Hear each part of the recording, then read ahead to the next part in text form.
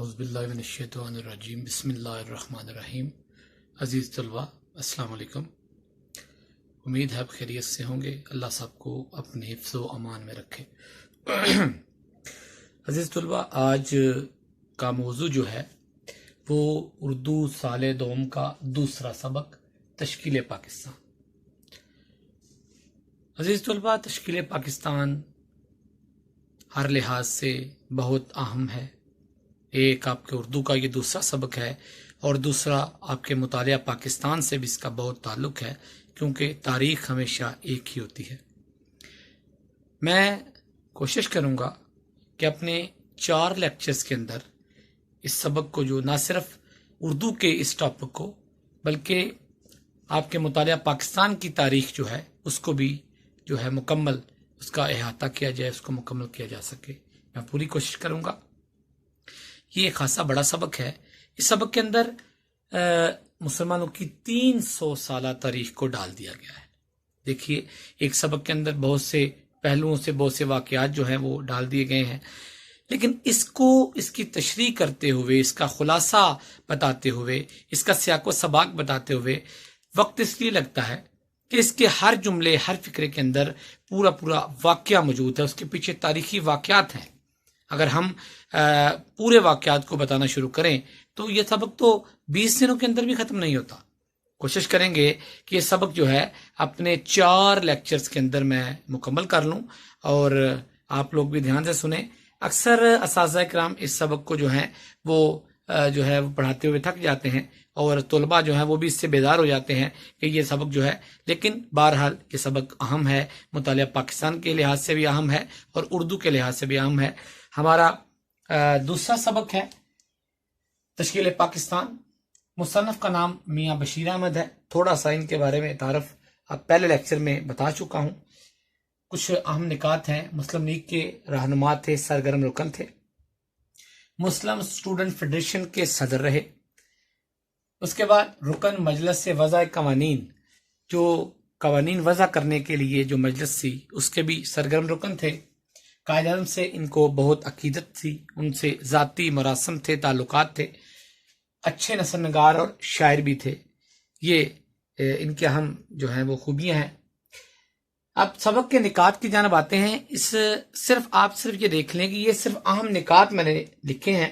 اس کے بعد ان نکات کے بارے میں ان کی تفاصیل جو ہے وہ آپ کو بتاؤں گا۔ سب سے پہلے دیکھ لیں جی، برصغیر میں مسلمانوں کی 300 سالہ تاریخ۔ جیسے پہلے میں نے بتایا کہ اس سبق کے اندر مسلمانوں کی 300 سالہ تاریخ ہے۔ اب تاریخ تو 100 سالہ بھی ہو تو اس کے اندر بھی بہت سے واقعات ہوتے ہیں، تو یہ تو 300 سالہ ہے۔ ہندوستان کا خوشحال مغلیہ دور، اس میں اس دور کو بتایا گیا ہے جو ہندوستان کا جو ہے وہ دور تھا جس میں مغلیہ حکومت تھی، اور وہ شاندار دور تھا مسلمانوں کے لیے۔ انگریزوں کی بحیثیت تاجر آمد، انگریز تجارت کی حیثیت سے دھوکہ دینے کے لیے وہ وہاں پر ہندوستان میں تشریف لائے، اور وہاں پر آ کر انہوں نے دن رات جو اپنی سازشیں کرتے رہے اور مسلمانوں کو نقصان پہنچایا، مسلمانوں کو خرید لیا اور ان پر ظلم و تشدد کے پہاڑ توڑے جب وہ اپنی حکومت پر آئے۔ تو انگریزوں کی بحیثیت تاجر آمد اور اس کے بعد اس پر قبضہ جما لینا، محلاتی سازشیں اور انگریزوں کے مکر و فریب۔ انگریزوں نے اپنے مکر اور فریب کی وجہ سے مسلمانوں کو دھوکہ دیا، ان کو خرید لیا، اور محل کے اندر ایسی سازشیں شروع ہو گئیں جس سے بہرحال ہماری مغلیہ حکومت جو تھی مسلمانوں کی کمزور ہوتی چلی گئی، اور بہادر شاہ ظفر سے آخر انہوں نے حکومت چھین لی۔ مغلوں کا زوال اور انگریزی راج کی ابتدا، وہ جس طرح میں بتا رہا ہوں کہ بہادر شاہ ظفر ہمارے مغلیہ مسلم حکومت جو تھی، مغلیہ آخری بادشاہ تھے، ان کی حکومت کا زوال ہو گیا اور انگریزوں نے اپنا راج وہاں پر اپنا لیا، بادشاہت اپنا لی، حکومت چھین لی، تسلط قائم کر لیا۔ مسلمانوں کے لیے ذلت اور رسوائی کا دور تھا یہ، کیونکہ ہندو جو تھے وہ پہلے بھی غلام تھے مسلمانوں کے، اب انگریزوں کے غلام تھے۔ مسلمان پہلے حکومت میں تھے، اس لیے ان کو بہت تکلیف ہوئی اور انگریزوں نے ان پر بہت زیادہ ظلم کیے۔ مسلمانوں کے لیے یہ ذلت کا دور تھا اور رسوائی کے دور کا آغاز یہاں سے ہوا۔ مذہبی اور شدت پسند رہنماؤں کا جداگانہ نقطہ نظر، 2 مکتبہ فکر بن گئے۔ ایک وہ تھے جو مذہبی تھے، کہتے تھے مذہب کے لے کر چلیں گے، ان کی رائے بھی ٹھیک تھی۔ دوسرے جو تھے وہ کہتے تھے کہ مسلمانوں کو جدید تعلیم سے آراستہ ہونا چاہیے. دونوں کی بہرحال مختلف نقطہ نظر تھا جس نے بھی حکومت کو کمزور کیا، مگر ان کا جو منزل ان دونوں کی وہ یہی تھی کہ مسلمانوں کی ہر کامیابی اور ترقی. مسلم لیگ کی شکل میں مسلمانوں کا اتحاد. بہت سے ایسے معاملات دیکھنے میں آئے جب ان کو پتہ چل گیا کہ مسلمان تو ہمارے کبھی ساتھی نہیں ہو سکتے، تو کانگریس کو چھوڑ کر مسلم لیگ کی ابتدا کی. یہ پہلا ان کا قدم تھا. انگریز حکمرانوں اور ہندو اکثریت کی سازشیں، ان کی انگریزوں کی سازشیں، یہ تھوڑا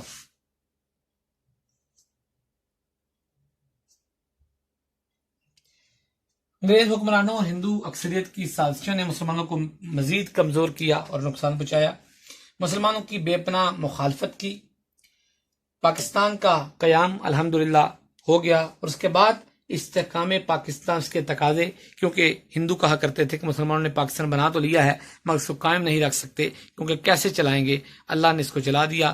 یاد رکھیں عزیز طلباء، یہ پاکستان ایک نظریاتی مملکت ہے جو کسی نظریے کے تحت مارد وجود میں آئی ہے. اللہ اس کو قائم دائم رکھے. اگلے لیکچر میں آپ سے پھر ملاقات ہوتی ہے. السلام علیکم.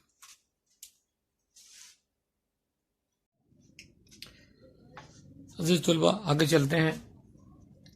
تشکیل پاکستان کا لیکچر چل رہا ہے ہمارا. تو درمیان میں یہ نیلی روشنائی میں اس کے بنیادی نکات ہیں، اور کالی روشنائی کے اندر جو ہے ان کی تفاصیل ہیں، وہ ساتھ ساتھ آپ کو بتاتے ہیں. سب سے پہلے برصغیر پاک و ہند میں مسلمانوں کا شاندار دور حکومت. یہ اس کے میں نے اس جانب پہ لکھا ہے 12ویں صدی سے 19ویں صدی کے وسط تک تقریباً یہ 600 صدیاں بنتی ہیں جو مسلمانوں میں کا جو شاندار دور حکومت رہا ہے مغلیہ دور کا. تو یہ ہندوستان کو سونے کی چڑیا سمجھتے تھے انگریز، اور وہ اس پر قبضہ کرنا چاہتے تھے. بہرحال وہ تو آگے پڑھیں گے. بہرحال یہ ان کا بہترین شاندار دور تھا. یاد رکھیں تاریخ کا ہمیں پتہ ہونا چاہیے. 18 تقریباً ان کے بادشاہ مغلیہ دور حکومت کے جو ہیں وہ گزرے ہیں، جس میں جو 6 پہلے تھے ان کا بڑا شاندار دور گزرا ہے. سب سے پہلے ان کے جو بانی تھے ظہیر الدین محمد خان بابر، وہ پہلے مغلیہ بادشاہ اور وہ بانی بھی ہیں مغلیہ دور حکومت کے. ان کا بیٹا اس کے بعد جو برتر اقتدار آئے نصیر الدین محمد خان ہمایوں، یہ ان کا بیٹے تھے. ان کے بعد جلال الدین محمد اکبر، یہ ان کے بیٹے تھے، اور ان کے بیٹے نور الدین محمد جہانگیر، انہوں نے دور حکومت بڑا شاندار گزارا. اس کے بعد ان کے 5ویں جو بادشاہ گزرے ہیں محمد حسن شاہ جہاں، ان کا بھی دور حکومت بڑا شاندار گزرا ہے. اور 6 جو ہیں وہ آپ جانتے ہیں اورنگزیب عالمگیر، یہ بھی ان کے بڑے شاندار ان کا دور. 6 جو مغلیہ بادشاہ تھے ان کا دور حکومت بہت ہی شاندار اور تابناک گزرا ہے. مگر اس کے بعد کمزوریاں آتی گئیں، اور دن بدن جو ہے ان کے اندر مخالفت ہوتی گئیں اور حکومت کمزور ہوتی گئی، اور بالآخر آخری جو مغل بادشاہ تھے بہادر شاہ ظفر، ان کے دور کے اندر جو تھا ان کی حکومت کا خاتمہ ہو گیا. تو میں سائڈ پہ ہو جاتا ہوں. بورڈ کے اندر جو باریک لکھا ہے سائڈ پہ آپ کو شاید طلبہ نظر نہ آئے، تو میں اس کو کیمرے کو کلوز کرتا ہوں اور اس سائڈ پر جا کر آپ کو لیکچرز کے بارے میں مزید آگے بتاتے ہیں. کس کے بارے میں؟ عزیز طلبہ، دوسرا جو ہے وہ ہے ریشہ دوانیوں اور محلاتی سازشوں سے مغلیہ حکومت کا زوال. تو میں بتا رہا تھا کہ اس میں محلاتی سازشیں کیا ہوتی تھیں. ایک تو یہ ہے کہ ایک جو بادشاہ تھا مغل بادشاہ، اس کی کئی بیویاں ہوتی تھیں. کئی بیویاں ہونے کی وجہ سے اولاد بھی زیادہ ہوتی تھی. تو تمام شہزادے جو تھے وہ آپس میں جنگ لڑا کرتے تھے. تو جو جیت جاتا تھا اس کو پھر جو ہے وہ شہزادے کو حکومت مل جاتی تھی. بلکہ مجھے ایک یاد آ گیا، مشتاق یوسفی صاحب بڑا ہی خوبصورت لکھتے ہیں. وہ کہتے ہیں مغل شہزادوں میں سے جو آخری بچ جاتا تھا اس کو حکمران بنا دیا جاتا تھا. اور اسی طرح شاہجہاں لکھتے ہیں کہ شاہجہاں کہہ رہا ہوں، مشتاق یوسفی لکھتے ہیں کہ جو آپ بادشاہ جنہوں نے بادشاہی مسجد ہماری بنائی، کیا نام ان کا، شاہ جہان، وہ مشتاق یوسفی صاحب کہتے ہیں بہت نیک تھے، نمازی تھے، پرہیزگار تھے، تہجد گزار تھے. انہوں نے نہ ہی کبھی کوئی نماز چھوڑی اور نہ ہی کوئی اپنا بھائی چھوڑا. تو اس طرح مغلیہ सल्तनत दिन ब दिन कमज़ोर होती चली गई और आखिरकार मुगलिया जो हुकूमत थी उसका जवाल हो गया। 1526 मैंने ये लिखा भी है, आप देख सकते हैं कि 1526 से लेकर 1857 तक का दौर जो है ये मुगलिया सल्तनत का शानदार दौर है। ये मुगलिया सल्तनत का दौर जो था सिर्फ इनकी अपनी कमजोरियों की वजह से जो है वो जाता रहा और मुगलों का जवाल हो गया। इसके बाद है जी बरतानवी दौरे हुकूमत की इब्तदा। तो बरतानवी दौरे हुकूमत की इब्तदा अंग्रेजों का 1803 में दिल्ली को उन्होंने फतह कर लिया था। वो मकरो फरेब से तजारत की गरज से आए। असल उनका मकसद गासबाना कब्जा करना था, तसल्लुत कायम करना था। तो उन्होंने उसमें अपने कामयाब हो गए। अपने मकरो फरेब की वजह से मुसलमानों को उन्होंने खरीदा और उन पर पैसे खर्च किए और उनसे राज लिए और इस तरह मतलब जो था उनकी आदत थी मकरो फरेब करना। अंग्रेजों का 1803 में दिल्ली में फतह कर लेना और 1857 से 1947 तक का दौर जो है ये अंग्रेजों का दौर है, बरतानवी दौरे हुकूमत है। और याद रखें कि बाकायदा जो है वो उन्होंने 1803 में जब उन्होंने दिल्ली को फतह भी कर लिया था, लेकिन फिर भी बाकायदा उनकी जो हुकूमत थी वो 1857 में कायम हुई, जो 1947 को खत्म हो गई जब पाकिस्तान जो है वो मारज़ वजूद में आया। इसके बाद है जी मुस्लिम रहनुमाओं की तरफ से नशात सानिया की कोशिश, रिवाइवल। इन मुसलमानों ने कोशिश की। इसमें मजहबी रहनुमा मैंने लिखे हैं, सैयद अहमद बरेलवी हैं और दूसरी तरफ जो है वो आप देख सकते हैं कि सैयद अहमद बरेलवी, इनके साथी थे शाह वलीउल्लाह, शाह अब्दुल अजीज। इसके साथ इस तरफ जिदर पसंद रहनुमा थे जिनको लीड कर रहे थे सर सैयद अहमद खां, और अलीगढ़ कॉलेज का कयाम भी इन्होंने किया, तहजीबुल इखलाक रसाला निकाला।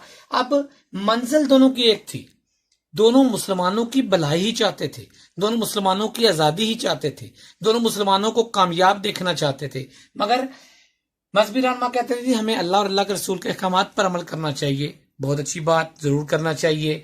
और जिद्दर पसंद रहनुमा वो कहते थे कि हमें जदीद तकाज़ों को मद्देनजर रखना चाहिए, अंग्रेज़ों के साथ मिल बैठना चाहिए, उनकी ज़बान को सीखना चाहिए। अलीगढ़ कॉलेज का क़याम भी इसीलिए किया और ये जो था तहजीबुल इखलाक रसाला निकाला ताकि मुसलमानों के बारे में अंग्रेज़ों तक बात पहुँचाई जा सके कि मुसलमान बहुत आला इखलाक के मालिक हैं। शाह वलीउल्लाह मुआवनत कर रहे थे सैयद अहमद बरेलवी की, शाह अब्दुल अजीज, इसके इन्होंने सिखों के खिलाफ जिहाद भी किया।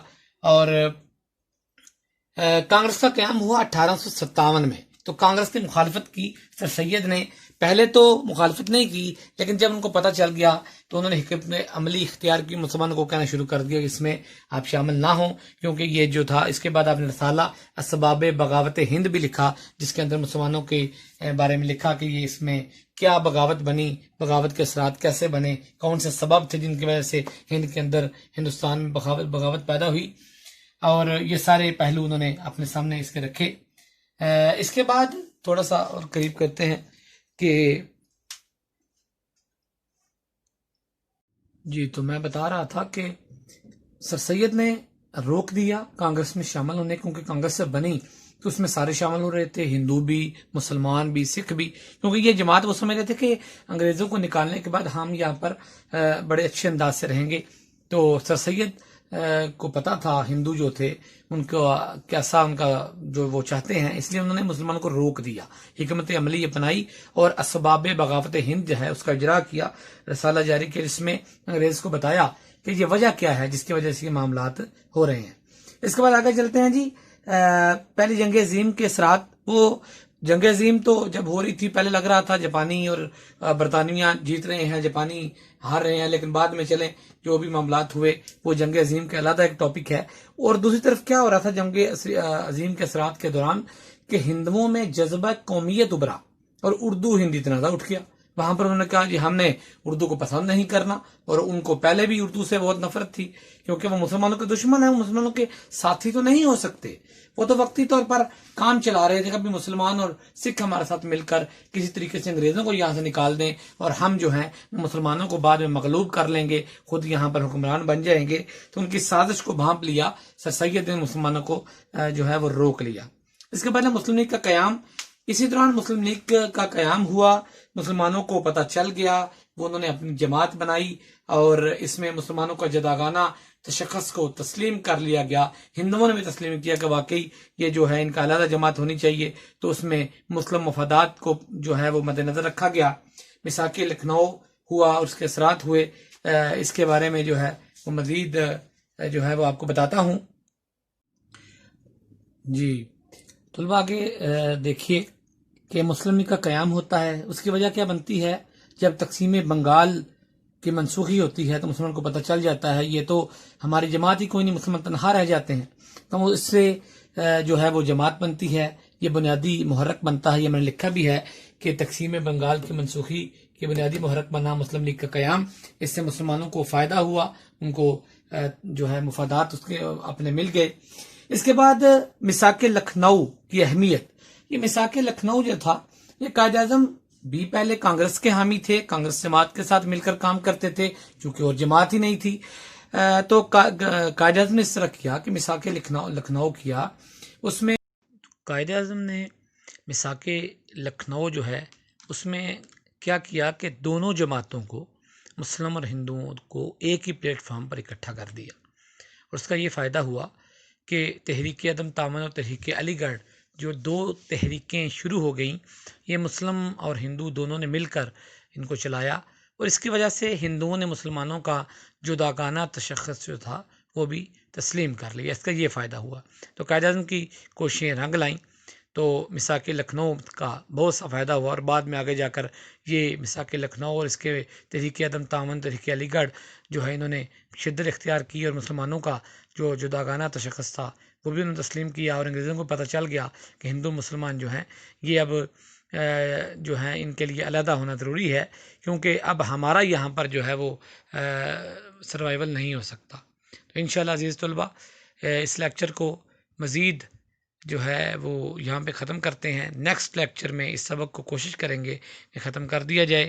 یہ ہمارا دوسرا یا تیسرا لیکچر تھا. تو امید ہے آپ کو سمجھ آ گئی ہوگی. اللہ آپ کا میرا حامی و ناصر ہو. السلام علیکم ورحمۃ اللہ وبرکاتہ.